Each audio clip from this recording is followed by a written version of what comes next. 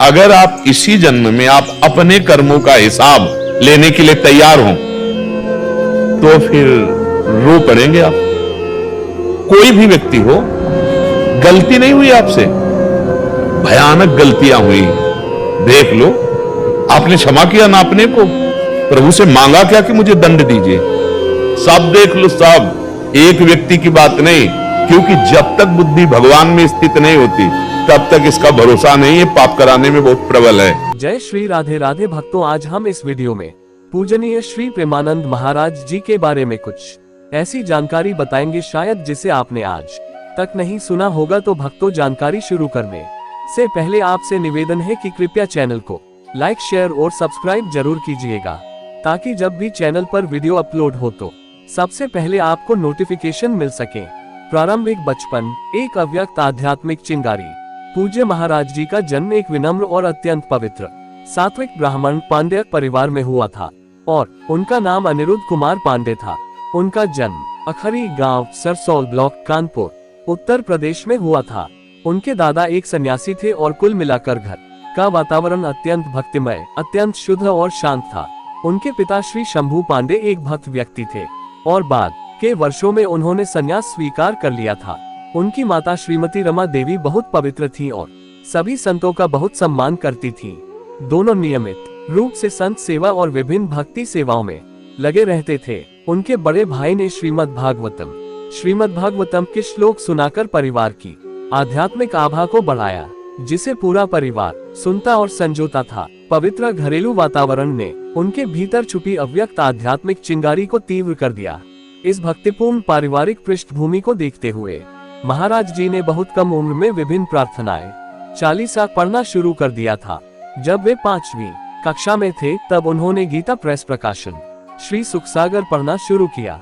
इस छोटी सी उम्र में उन्होंने जीवन के उद्देश्य पर सवाल उठाना शुरू कर दिया। वह इस विचार से द्रवित हो उठा कि क्या माता पिता का प्रेम चिरस्थायी है, और यदि नहीं है तो जो सुख अस्थायी है उसमें क्यों उलझा जाए।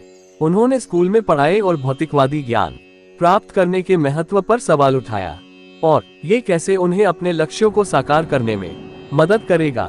उत्तर पाने के लिए उन्होंने श्री राम जय राम, जय जय राम, श्री राम जय राम, जय जय राम और श्री कृष्ण गोविंद हरे मुरारी, श्री कृष्ण गोविंद हरे मुरारी का जाप करना शुरू कर दिया। जब वे 9वीं कक्षा में थे तब तक उन्होंने ईश्वर की ओर जाने वाले मार्ग की खोज में आध्यात्मिक जीवन जीने का दृढ़ निश्चय कर लिया था। इस महान उद्देश्य के लिए वह अपने परिवार को छोड़ने के लिए तैयार थे। उन्होंने अपनी मां को अपने विचारों और निर्णय के बारे में बताया। 13 साल की छोटी उम्र में एक दिन सुबह 3 बजे महाराज जी ने मानव जीवन के पीछे की सच्चाई का खुलासा करने के लिए अपना घर छोड़ दिया। ब्रह्मचारी के रूप में जीवन और संन्यास दीक्षा। महाराज जी को नैष्ठिक ब्रह्मचर्य की दीक्षा दी गई। उनका नाम आनंद स्वरूप ब्रह्मचारी रखा गया और बाद में उन्होंने संन्यास स्वीकार कर लिया। महावाक्य को स्वीकार करने पर उनका नाम स्वामी आनंदाश्रम रखा गया। महाराज जी ने शारीरिक चेतना से ऊपर उठने के सख्त सिद्धांतों का पालन करते हुए पूर्ण त्याग का जीवन व्यतीत किया। इस दौरान उन्होंने अपने जीवित रहने के लिए केवल आकाश वृत्ति को स्वीकार किया, जिसका अर्थ है बिना किसी व्यक्तिगत प्रयास के केवल भगवान की दया से प्रदान की गई चीजों को स्वीकार करना।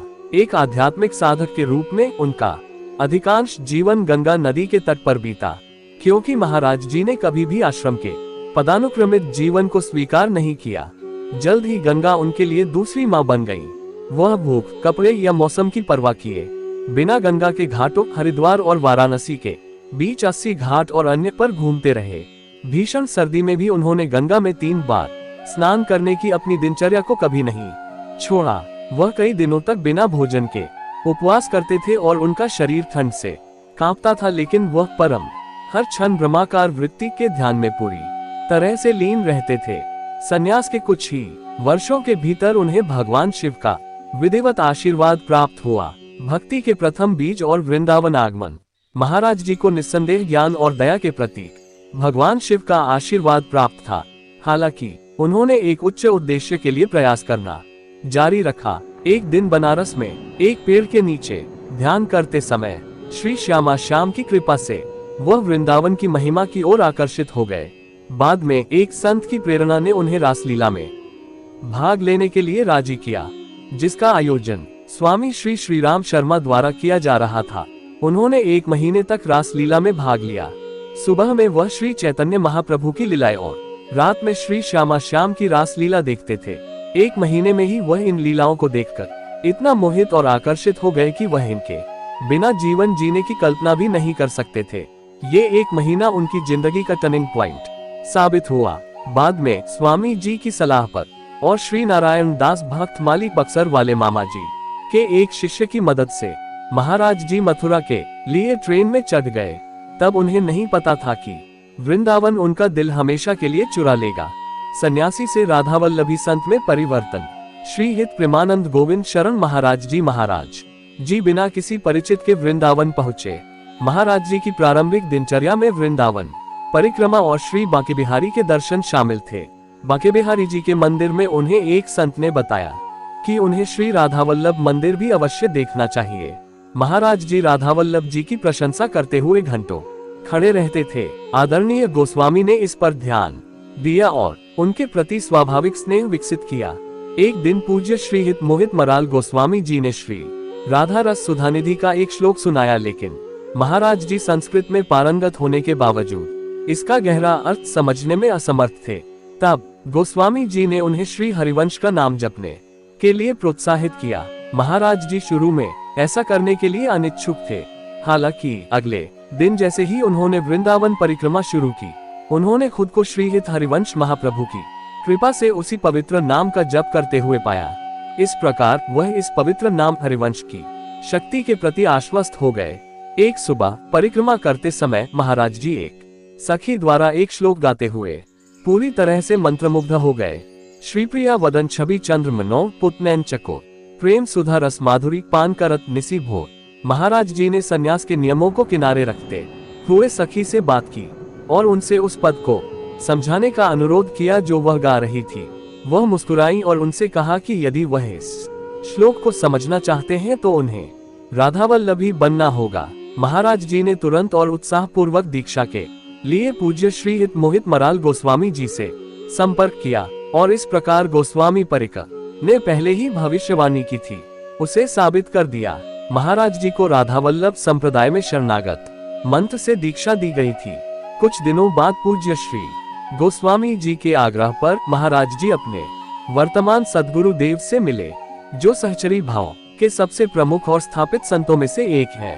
पूज्य श्री हित गौरांगी शरण जी महाराज, जिन्होंने उन्हें सहचरी भाव और नित्य विहार रस की दीक्षा दी। निज मंत्र श्री हित प्रेमानंद गोविंद शरण महाराज जी 10 वर्षों तक अपने सद्गुरु देव की निकट सेवा में रहे और उन्हें जो भी कार्य दिया जाता था उसे पूरी निष्ठा से करते हुए उनकी सेवा करते थे। जल्द ही अपने सद्गुरु देव की कृपा और श्री वृंदावन धाम की कृपा से वह श्री राधा के चरण कमलों में अटूट भक्ति विकसित करते हुए सहचरी भाव में पूरी तरह से लीन हो गए। अपने सद्गुरु देव के पद चिन्हों पर चलते हुए महाराज जी वृंदावन में मधुकरी नामक स्थान पर रहते थे। उनके मन में ब्रजवासियों के प्रति अत्यंत सम्मान है और उनका मानना है कि कोई भी व्यक्ति ब्रजवासियों के अन्न को खाए बिना दिव्य प्रेम का अनुभव नहीं कर सकता है। उनके सद्गुरु देव भगवान और श्री वृंदावन धाम की असीम कृपा महाराज जी के जीवन के प्रत्येक पहलू में स्पष्ट है। वीडियो को अंत तक देखने के लिए आपका बहुत बहुत धन्यवाद। जय श्री राधे राधे भक्तों।